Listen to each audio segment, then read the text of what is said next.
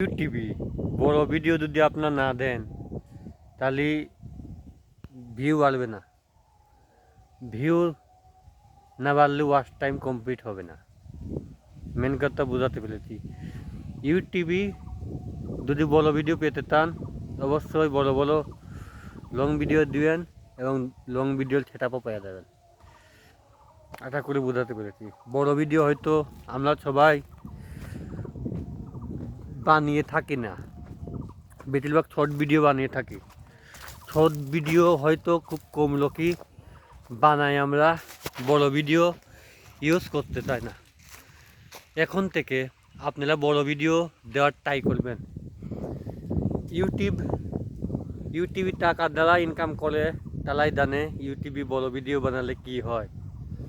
আমি বেশিরভাগ বলতে চাচ্ছি ইউটিউবে আমি যে এরকমভাবে ভিডিওটা তৈরি করতেছি সেম এরকমভাবেই ভিডিওটা লাগবেন।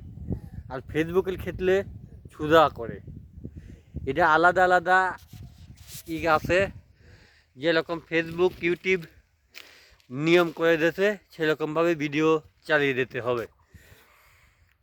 আমাদের অনেক মানুষই দেখা যাচ্ছে কি অনেক অডিয়েন্স আমাদের চেনে না, চিনতে হবে। চিনে না চিনলে তো আপনাকে ভিডিওতে ভালোবাসা কেউ দিবে না। চীনা পরিচিত হওয়ার ফলে আপনি দেখবেন ভিডিওটা আস্তে আস্তে কত জায়গায় চলে যাবে আপনারা বুঝতে পারবেন। এখন থেকে বড় ভিডিও বানানোর ট্রাই করবেন। আমি চিন্তা ভাবনা নিচ্ছি কি বড় ভিডিও ফেসবুকেও ছাড়বো, ইউটিউবেও ইউজ করব। দেখা যাক আমি কত দূরে এগিয়ে যেতে পারি। ওইখান থেকে তাও কিছু হলেও ইনকাম বাড়তে পারে। ফেসবুক যেরকমভাবে আমাদেরকে মনিটন দিচ্ছে, হঠাৎই দিয়ে থাকতেছে, আমাদের ইউটিউবও দিচ্ছে কল মনিটন।